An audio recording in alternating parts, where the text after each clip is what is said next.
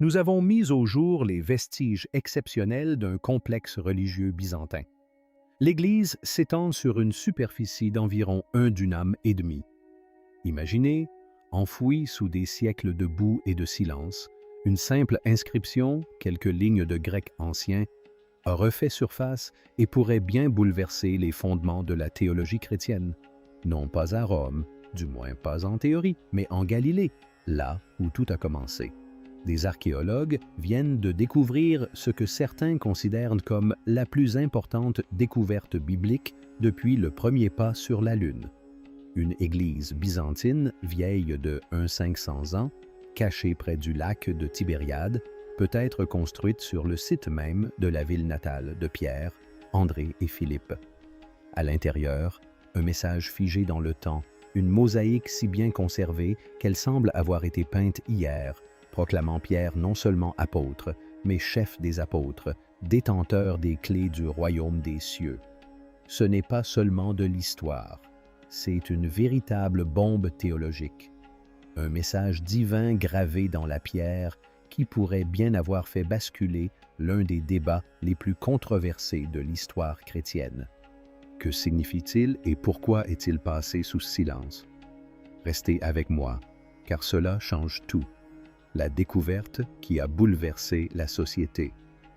De temps à autre, une découverte surgit, non seulement pour nous informer, mais aussi pour nous interpeller. C'est le cas de celle-ci. Depuis plus d'un siècle, théologiens, érudits et pèlerins débattent de l'emplacement d'une ville centrale dans le récit évangélique.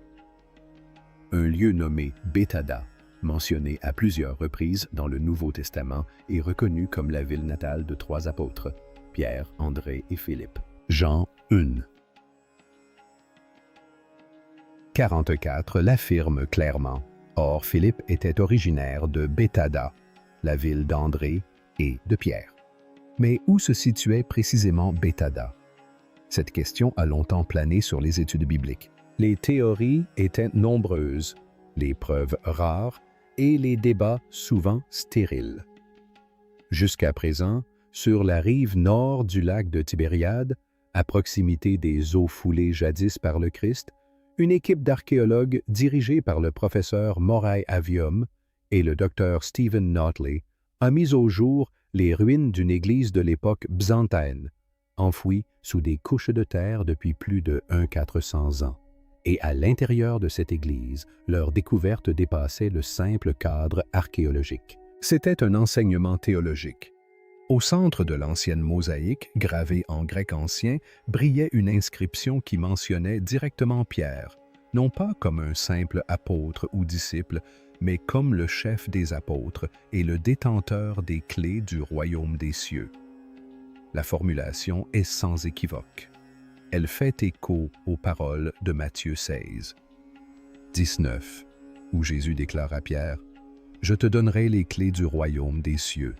Tout ce que tu liras sur la terre sera lié dans les cieux, et tout ce que tu délieras sur la terre sera délié dans les cieux. » Cette découverte est extraordinaire, non seulement par son contenu, mais aussi par son état de conservation exceptionnel. La mosaïque, restée intacte pendant 14 siècles, semble presque neuve. Ses lignes sont nettes, ses lettres précises, son message préservé du temps, comme scellé par la Providence, attendant la génération qui en dévoilerait le sens. Les plus éminents théologiens et archéologues ont exprimé un mélange d'émerveillement et de gravité. Le docteur Craig Evans, spécialiste du Jésus historique, a souligné qu'il pourrait s'agir du lien archéologique le plus clair jamais découvert avec la maison de Pierre. Le docteur Notley, co-directeur des fouilles d'Eharaj, a quant à lui déclaré « Il ne s'agit pas seulement de la mosaïque, il s'agit de ce qu'elle confirme. L'Église, la ville, les habitants, tout concorde désormais. » Mais pour comprendre l'importance de ce moment, il nous faut d'abord explorer pourquoi l'histoire de Bethsida constitue l'un des plus grands mystères de l'archéologie biblique. Bethsida, perdue puis retrouvée au fil du temps. Bethsida, autrefois un village de pêcheurs animés, tire son nom du terme « maison du pêcheur » en araméen, un nom approprié pour la ville natale d'hommes dont la vie allait être changée à jamais par un enseignant galiléen. Selon les évangiles, Bethesda était un lieu de miracle, où des aveugles recouvraient de la vue, Marc 8,22, où des milliers de personnes étaient nourries de pain et de poissons, Luc 9,1 à 17, et où Jésus lui-même marchait sur l'eau. Pourtant, Bethesda est aussi l'une des rares villes que Jésus a explicitement maudites. « Malheur à toi, Bethesda! Car si les miracles qui ont été accomplis chez toi l'avaient été à Ty et à Sidon, elle se serait repentie depuis longtemps. » Après cette terrible condamnation, la ville disparaît du Nouveau Testament et, peu après, de l'histoire elle-même. Au Moyen Âge, des pèlerins recherchaient son emplacement, guidés seulement par des légendes fragmentaires et la tradition religieuse. Mais aucun consensus ne se dégagea. La terre avait englouti la ville, emportant avec elle une partie de la géographie physique relatée dans les évangiles. Au XIXe siècle, des chercheurs allemands et américains proposèrent Étel, une butte située à près de 2 km à l'intérieur des terres de Galilée, comme site possible. Cependant, ce choix soulevait des problèmes.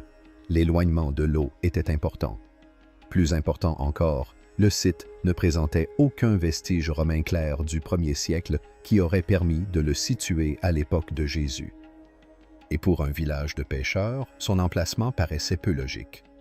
Le véritable tournant survint après la guerre des 6 jours de 1967, lorsque la région fut rouverte à l'exploration. Les fouilles israéliennes ont commencé à mettre en lumière un site plus prometteur, El Arj, une zone basse beaucoup plus proche de la mer de Galilée. Des fragments de poterie, de verre et de mosaïques ont commencé à suggérer une occupation continue pendant des siècles. Mais ce n'est qu'au début des années 2000, après que le pape Jean-Paul II a survolé la région et a été accueilli par l'équipe de fouilles, que l'attention s'est accrue.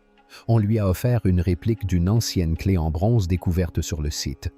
Un geste riche de symbolisme faisant allusion à l'autorité de Pierre et à la promesse de Matthieu 16. En 2016, une équipe archéologique officielle, soutenue par des institutions telles que l'Université du Nebraska à Omaha, a entrepris des fouilles d'envergure à El Araj. Dès la première campagne, des traces évidentes de présence romaine ont été mises au jour, notamment des pièces de monnaie et des outils datant du 1er siècle de notre ère. En 2018, les fouilles ont révélé les fondations d'une basilique byzantine ainsi que les vestiges de thermes, de chambres d'hôtes et d'un complexe public. Puis sont apparues les inscriptions. Le texte grec, encadré d'une délicate mosaïque géométrique, contient une prière adressée à un certain Constantin. Non pas l'empereur, mais probablement un bienfaiteur local. Pierre y est nommé sans équivoque chef des apôtres, détenteur des clés des sphères célestes. Ceci correspond précisément au récit de voyage de Willibald, un évêque bavarois du 8e siècle qui visita Bethesda et relata avoir passé la nuit dans une église dédiée à Pierre et André. Pendant des décennies, les chercheurs ont considéré le récit de Willibald comme une légende dévotionnelle. Mais aujourd'hui, l'église même qu'il décrivait a peut-être été retrouvée. Les pierres sont authentiques, les inscriptions sont intactes, et le langage audacieux, théologique et affirmé proclame les véritables convictions des premiers chrétiens. L'Église enfouie sous terre. Sous des couches de terre galiléenne, sous des siècles de silence et d'inondations saisonnières, reposait un édifice sacré, caché aux yeux de l'histoire.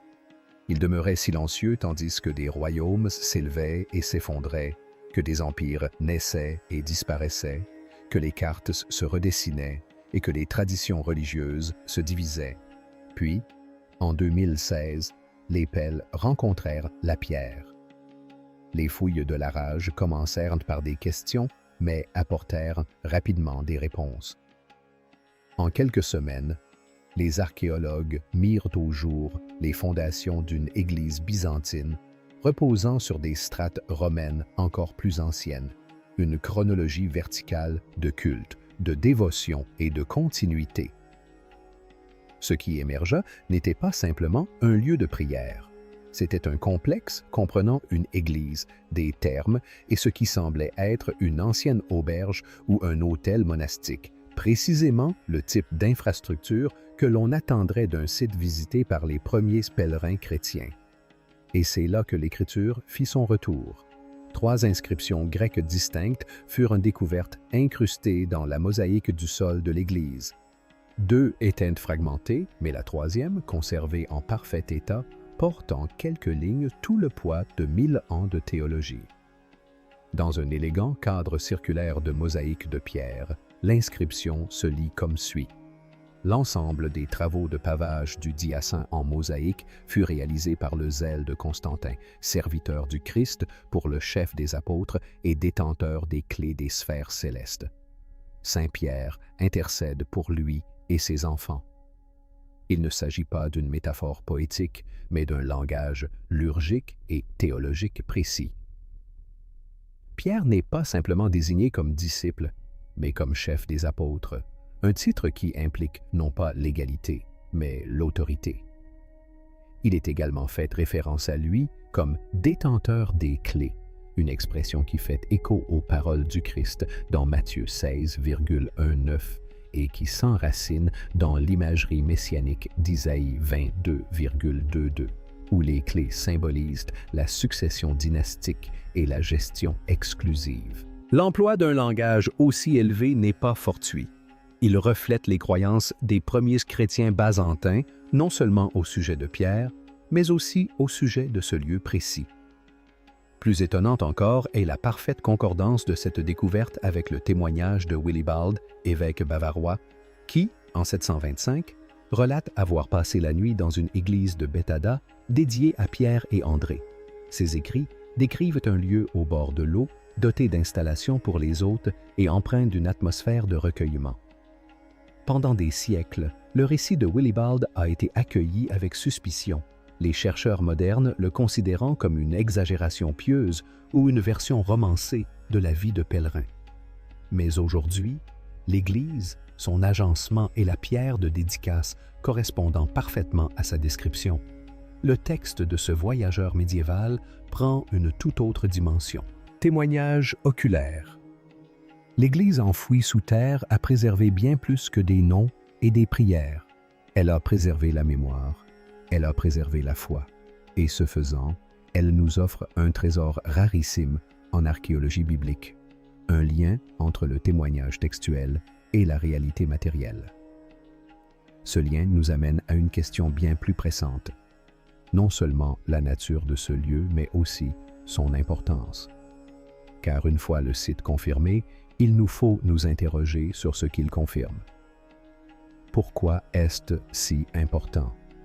Découvrir les ruines d'une église antique est une chose, mais trouver cette église construite directement au-dessus d'un village du 1er siècle en est une autre.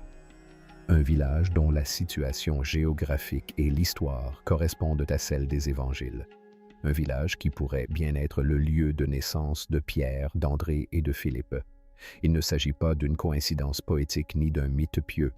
Il s'agit d'une continuité historique. Surgissant de terre, une mémoire sacrée est préservée non seulement dans les Écritures, mais aussi dans la pierre, dans l'architecture et dans les traditions communautaires de l'Église primitive.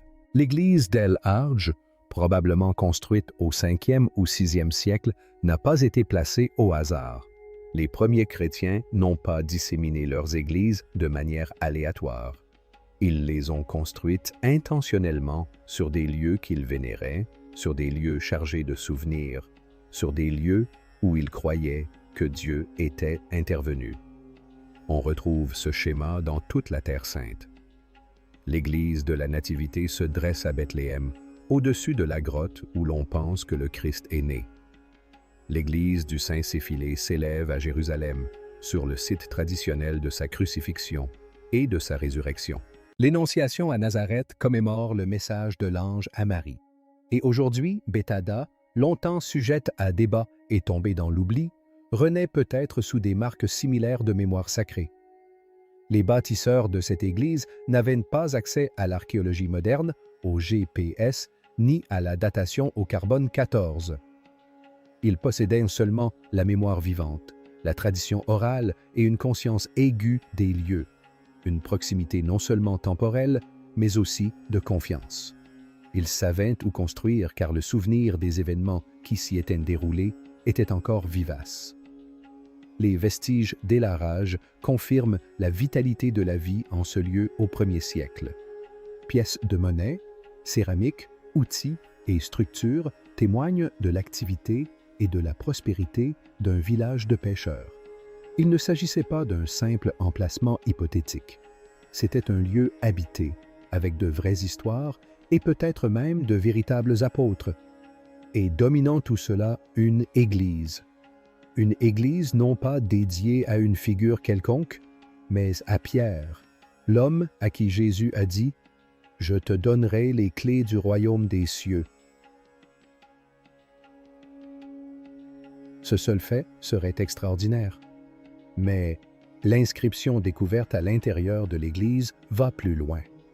Cette inscription ne se contente pas d'honorer Pierre comme saint ou apôtre.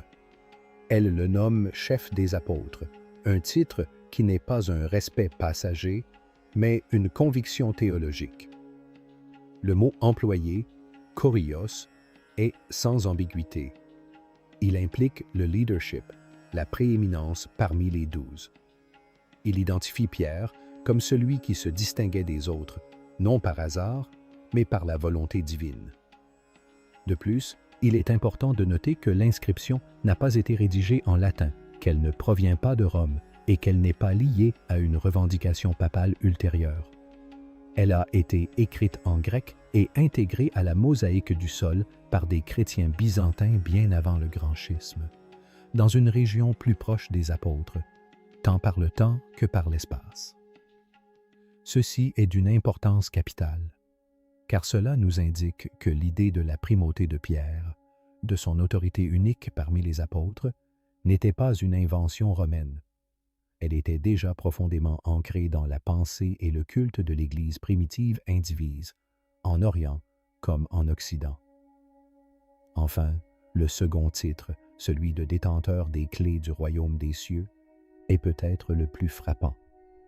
Il ne s'agit ni d'une métaphore poétique, ni d'une fioriture.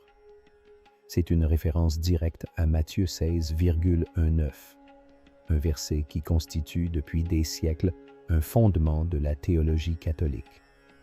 C'est le moment précis où Jésus confère à Pierre une autorité spirituelle contraignante et éternelle. Ce verset a été cité lors des conciles, débattu pendant la Réforme et défendu dans les catéchismes. Et voilà qu'on a découvert cette inscription gravée dans la pierre, au pays de Pierre, par des gens qui vivaient des siècles avant même que nombre de ces débats théologiques ne commencent. Cela ne prouve pas tout, mais cela prouve un point essentiel. Le rôle unique de Pierre était reconnu, honoré et proclamé dans toutes les traditions chrétiennes bien avant que les clivages théologiques ne se dessinent. Cela nous montre que, dans le pays où Pierre pêchait et suivait les apôtres, l'Église primitive se souvenait de lui non pas comme d'un simple apôtre, mais comme de celui qui avait été choisi pour guider, pour détenir les clés, le royaume et le cœur du débat. Pendant près de 200 ans, le rôle de Pierre a été au centre de l'identité et des divisions chrétiennes. Les critiques de la position catholique citent souvent Matthieu 18,18, où Jésus semble étendre l'autorité de lier et de délier à tous les apôtres, suggérant que Pierre n'était pas un privilégié, mais plutôt un représentant de la communauté. Et il est vrai que les autres apôtres ont reçu l'autorité, mais ils n'ont pas reçu les clés. Ce détail est plus important qu'il n'y paraît. Dans l'Antiquité, les clés symbolisaient la gestion et l'accès exclusif, non seulement aux lieux physiques, mais aussi au pouvoir royal délégué. Détenir les clés du roi revenait à exercer son autorité en son absence. Ce symbolisme trouve son origine dans Isaïe 22, où Dieu dit d'Ilakim: « Je mettrai sur son épaule la clé de la maison de David. Ce qu'il ouvrira, nul ne le fermera. Et ce qu'il fermera, nul ne l'ouvrira. » Ce passage a longtemps été interprété comme une préfiguration de l'autorité du Christ et de celui à qui il confierait cette autorité. Ce parallèle est indéniable dans Matthieu 16, et ce lien est renforcé par ce que nous avons découvert à El-Harraj. Car cette découverte archéologique montre que l'interprétation liant Pierre à une autorité et une succession unique n'était pas une innovation théologique tardive, ni propre au catholicisme romain. Elle était largement partagée par l'Église byzantine primitive, des siècles avant l'essor des structures papales médiévales et bien avant le schisme entre l'Orient et l'Occident. Dans cette inscription, nous observons la convergence de l'écriture, de la tradition et de la mémoire. Elle confirme qu'en Galilée aussi, le rôle de Pierre comme gardien des clés célestes était vénéré et reconnu. Certes, cette découverte ne prouve pas l'existence de la papauté moderne, ni n'impose la foi catholique. Mais elle ancre l'interprétation catholique dans un terreau historique profond. Elle nous rappelle que l'idée de Pierre comme chef visible de l'Église n'est pas le fruit d'une consolidation politique à Rome, mais plutôt une croyance si forte, si ancienne et si répandue que, même dans la région où Pierre a vécu, elle était inscrite dans la pierre. Pour les non-catholiques, il ne s'agit pas nécessairement d'une remise en question de la foi, mais d'une question à méditer. Peut-on si facilement rejeter la continuité de cette croyance à travers les siècles, les empires, les langues et les liturgies? Ou bien invite-t-elle à une réflexion plus profonde, non seulement sur Pierre lui-même, mais aussi sur la nature du leadership, de l'autorité et de l'unité au sein de l'Église? Cette découverte n'impose pas de conclusion, mais elle soulève une question incontournable. Ce qui avait commencé comme une fouille de routine sur les rives de la Galilée est devenu un moment d'une importance capitale, une découverte où la foi, l'histoire et l'écriture se rejoignent dans la pierre. La mosaïque mise au jour à El-Harraj est bien plus qu'un simple artefact. C'est un message du passé, clair, affirmé et préservé contre toute attente. Ces mots confirment non seulement le nom de Pierre, mais aussi son rôle, son autorité et le souvenir que les premiers chrétiens chérissaient avec conviction. Il ne s'agit pas seulement de géographie ni d'archéologie. Il s'agit de la continuité d'une croyance à travers les empires, les siècles et les continents, désormais confirmés par la terre même où elle a vu le jour. À une époque où beaucoup remettent en question la fiabilité des traditions sacrées, cette simple inscription résonne comme un coup de tonnerre silencieux, nous rappelant que l'Église primitive se souvenait de bien plus que nous ne le pensions et a préservé bien plus que nous ne l'imaginions. Comme l'a dit un lecteur, « C'est la chose la plus importante que j'ai lue depuis le premier pas sur la Lune. » Car à cet instant, le passé n'a pas seulement été remémoré, il a été révélé.